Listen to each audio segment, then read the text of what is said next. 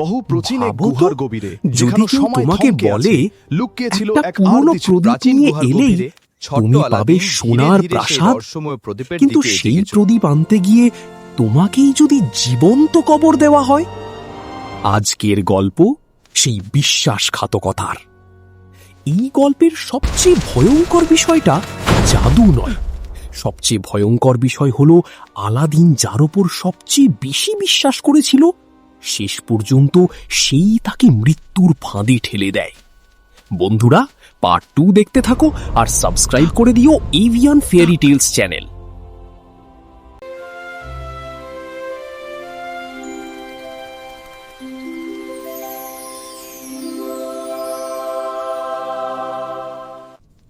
হীরের ফল?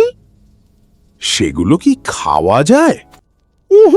না, মানে সেগুলো খুব দামি। নিষিদ্ধ সুড়ঙ্গের পথে জাদুকরের পেছনে পেছনে আলাদিন তখন বনের আরও গভীরে ঢুকে পড়েছে।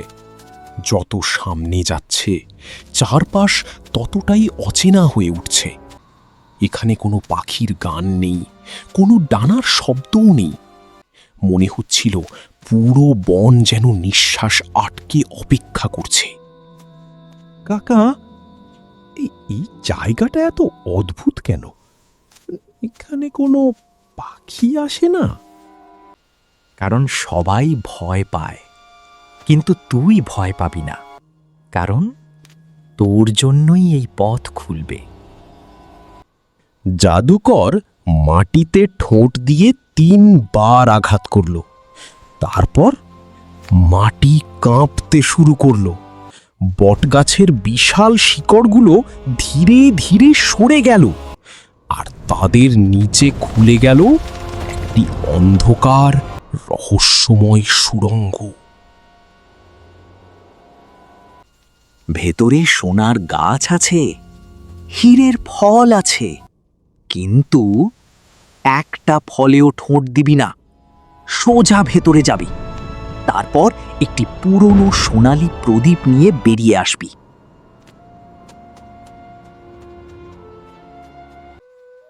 শুধু একটা পুরনো প্রদীপ?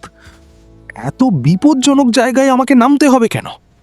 কারণ আমি বলেছি, মানে তুই ছাড়া আর কেউ ভেতরে ঢুকতে পারবে না।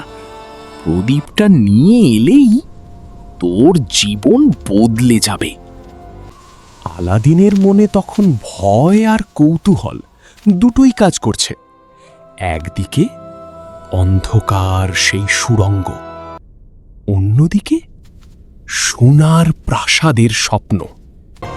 শেষ পর্যন্ত আলাদিন ডানা গুটিয়ে ধীরে ধীরে নেমে গেল মাটির গভীরে। অন্ধকারের ফাঁদ। কাকা মিথ্যা বলেননি, এখানে সত্যিই সোনার গাছ আছে। একটি ঝলমলে হীরের ফল আলাদিনের সামনে দুলতে থাকে। আলাদিন ধীরে ধীরে ঠোঁট বাড়ায়। ঠিক তখন তার মনে পড়ে জাদুকরের কথা। না, আগে প্রদীপটা খুঁজে বের করি। কিছু দূরে একটি পাথরের ওপর পড়ে আছে ধুলোয় ঢাকা পুরনো সোনালী প্রদীপ। আলাদিন প্রদীপটি ঠোঁটে তুলে নেয়। সে দ্রুত সুড়ঙ্গের মুখের দিকে উড়ে যায়। কাকা, আমি প্রদীপ পেয়েছি, আমাকে ওপরে টেনে নিন। আগে প্রদীপটা দে। আগে আমাকে উপরে তুলুন, তারপর প্রদীপ দেব। আমাকে বিশ্বাস করিস না? আমি জানি না, কিন্তু আপনার চোখ দেখে আমার ভয় করছে। জাদুকরের মুখ মুহূর্তে বদলে যায়, তার কৃত্রিম হাসি মিলিয়ে যায়, লাল চোখ আরো উজ্জ্বল হয়ে ওঠে। তুই অনেক বেশি প্রশ্ন করিস, প্রদীপটা দে। না, তাহলে ওই অন্ধকারেই পচে মর।